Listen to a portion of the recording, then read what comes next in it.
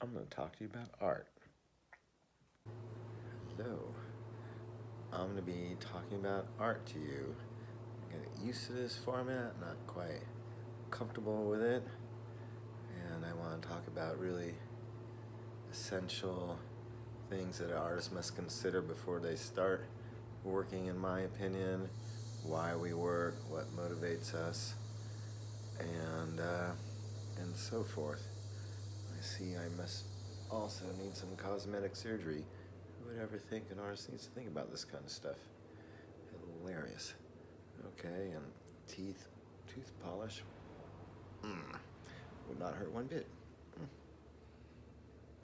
Right, so then as artists, depending on the kind of vocabulary you want to use, and they are infinite, I'm just loosely saying, abstract or figurative, non-objective, whatever you call it, but then you want to think about materials and what do they convey. You're using ordinary materials, house paints, high-end, high-quality oil paints, what do you call it, ballpoint pen, really mundane items. Oh. All right, shooting again. Sorry about that interruption. Right, so like I was speaking about materials and what kind of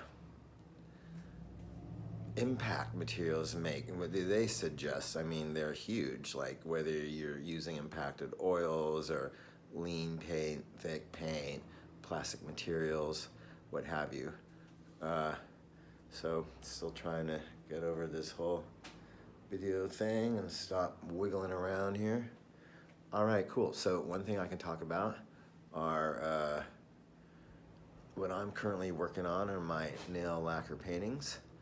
And I am using like very different vocabularies for me, and I'll try and show the process and how I make these and how come I make them and how they converge, like many different interests of mine.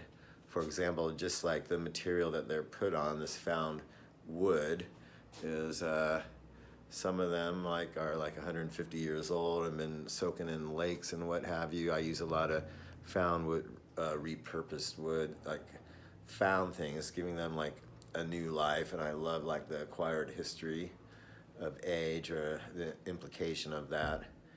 Anyway, I always try and like conflate time, and so like using that as a surface to start from, you already have like a bunch of personality coming through. Plus, I paint on wood and I treat the wood, and I gravitated to the nail lacquer thing because well, for a million reasons, but for like years, I've admired women's fingernails and nail lacquer, and the shine, the luster, the lush. They look amazing, and guess what? It's paint, like car paint, graffiti paint, paint, what have you. But lacquer is a super high quality paint, actually illegal in the state of California to buy as like an art material. So nail polish is a great way to get it. Additionally, the palette is completely unique and crazy. So I really love the pop and kitsch element, even though I would never consider myself a pop artist or necessarily like a kitschy artist. But I mean, that contributes to the whole appreciation of the work and like the thought process that goes into it. And my whole point of entry was I was in Europe over at Christmas and seemed to have caught the cat virus, and there's all these like art posters, 20th century, 19th century stuff actually, of I don't even know what period, Art Deco, I guess, no, 18, I don't know. Anyway, great stuff featuring cats like all over Paris, right? It's very cliche, everybody knows about that. And but then I was realizing, okay, well, these artists had a great assist. Like, for example, the styling guy, he did a ton of other things. And he did one cat that caught on, and he did it 8 million different ways. And I just think it's really fascinating. Like the Japanese guys, from the 19th century that did all the like woodcuts of waves and birds and all this kind of thing. That stuff was used for wrapping, for gifts and what have you. It wasn't even considered art at the time. But anyway, that was still in a sense a part of pop culture, which is like today considered like fine art. Same thing with the cat thing in Paris. I mean, those were used as like advertising posters. And now they're considered collectible fine art. So that whole part is like funny cultural impressions of things.